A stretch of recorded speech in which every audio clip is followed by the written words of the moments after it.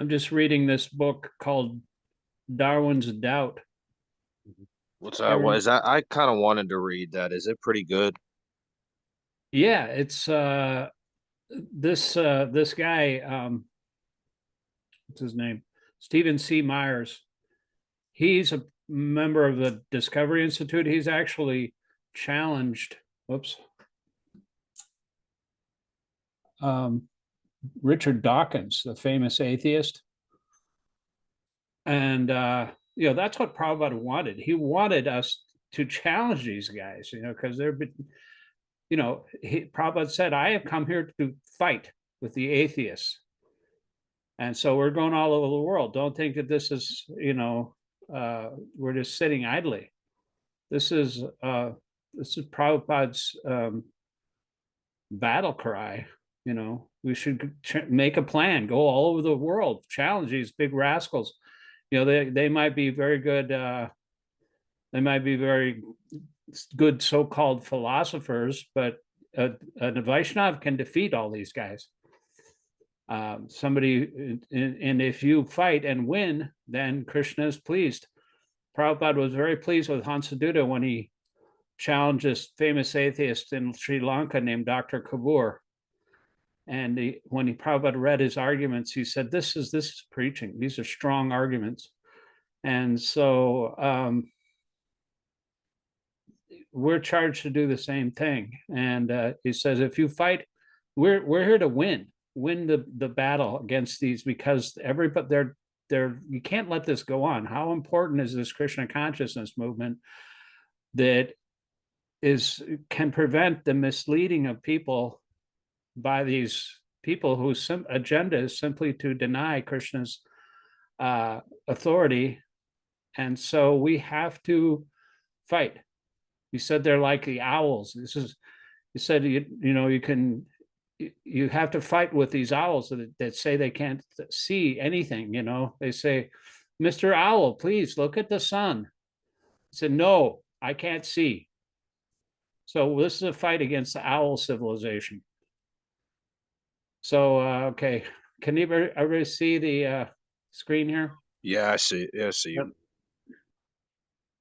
I guess I'll start reading. And Michael, you go first because you were first, and then after I read this paragraph, and then Alan, you can read the next one after that. In the Shruti mantra, it is also stated that the absolute whole, or Brahman, is the ultimate source of everything.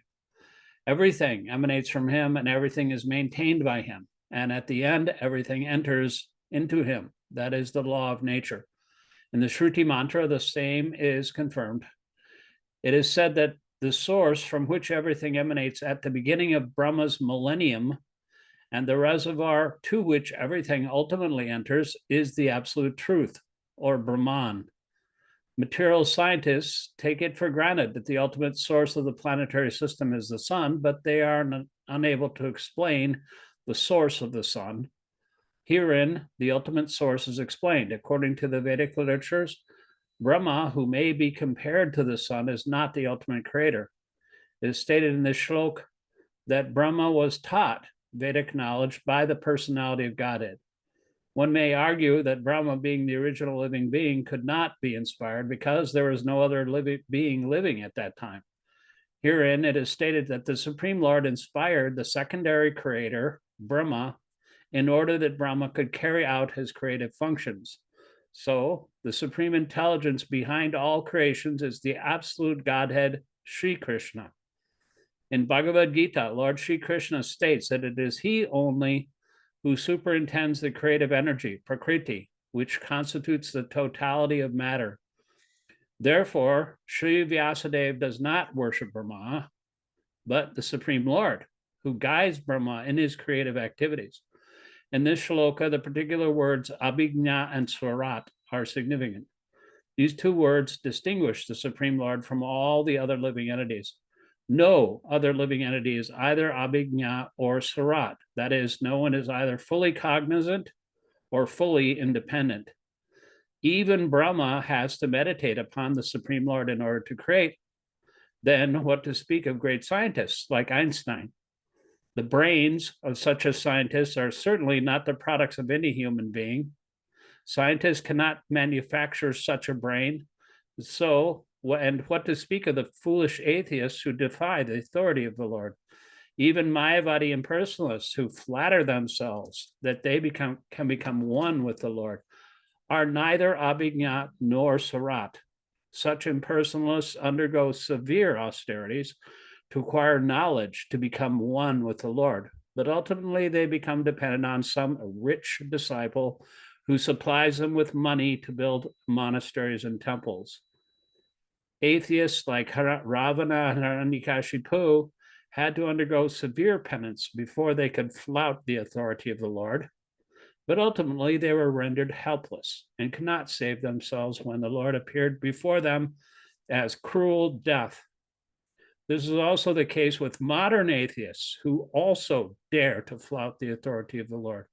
Such atheists will be dealt with similarly, for history repeats itself.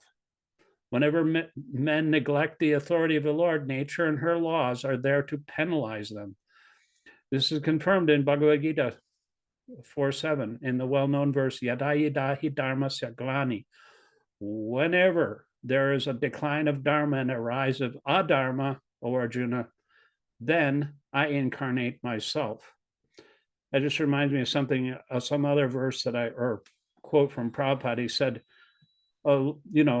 that Krishna appears to kill all these demons. And he said, we, on behalf of the disciplic succession, are also charged with killing the atheists. No, not literally, but by the disciplic succession, killing their sinful mentality and defeating their agenda. So on behalf of the disciplic succession, we can also do the same thing that Krishna does.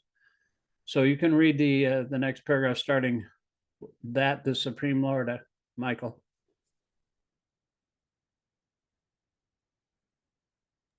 There you go. Sorry. That the Supreme Lord is all perfect is confirmed in all Shruti mantras. You there? Yeah. Can you hear me? I can hear you. Can't hear you, Michael. You're not hearing me? I can hear you. Okay. That the Supreme Lord is all perfect is confirmed in all Shruti mantras. It is said in the Shruti mantras that the all-perfect Lord threw a glance over matter and thus created all living I'm not hearing anything. Alan, do you want to try it?